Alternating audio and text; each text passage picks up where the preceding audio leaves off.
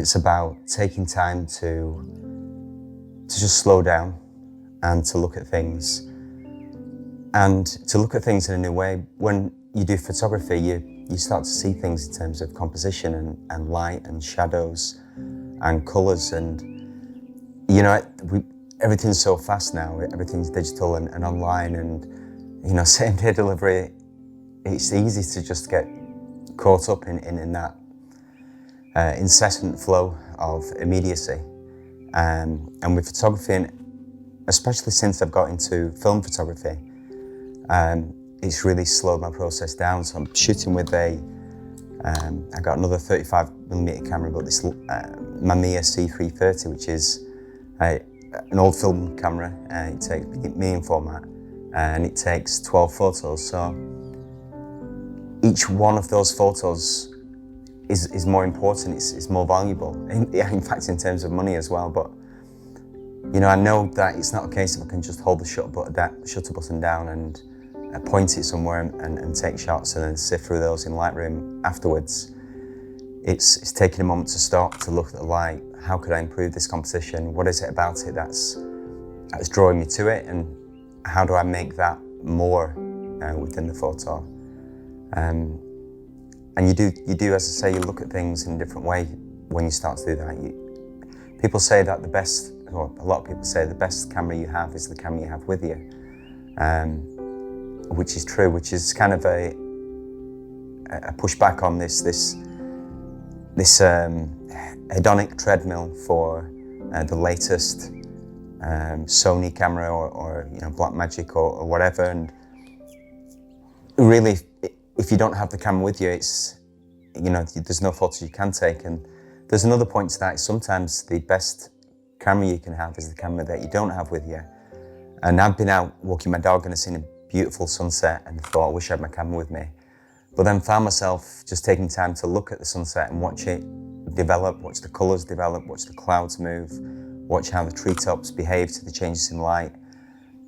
And so sometimes you have to just leave your camera at home and forget about the technical aspects for a moment and go back to seeing the world in the way that made you want to take photos of it, and to see those things that you thought, you know, I want to be able to capture those. And you can capture things with photography. For me, that's one of the beautiful things, is that it's really difficult to give access to anybody else into your own internal view of the world and how you see things. And words don't quite cut the mustard in that.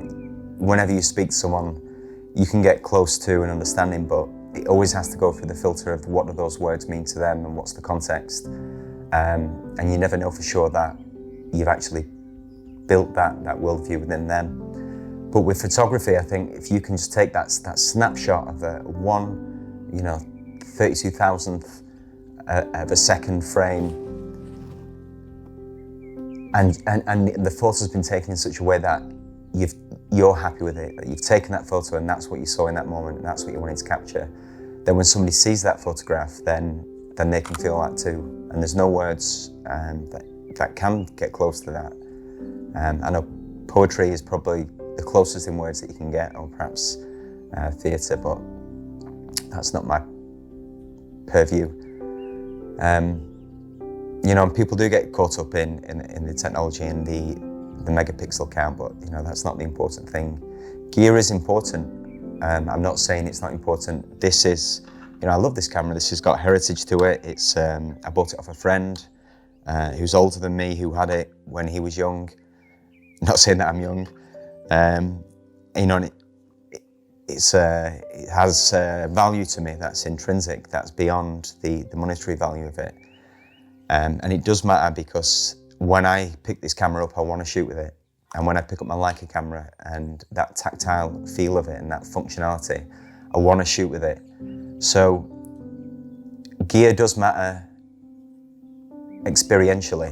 Gear matters in that if the gear makes you want to pick it up and makes you want to go out and shoot photographs, then the gear matters.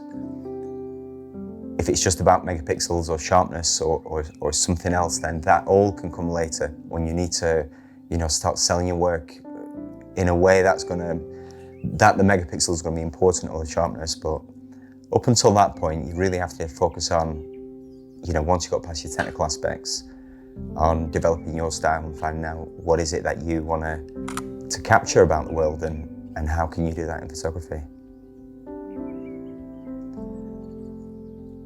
And so I lived in Manchester for about 10 years before coming back to Preston. I've lived away since 1999, more or less. And coming back to my hometown and seeing it through a photographer's eyes, and seeing those little pockets of beauty within my home city, adds a lot more to it. It's not just the beauty of photography and in describing the world with photographs.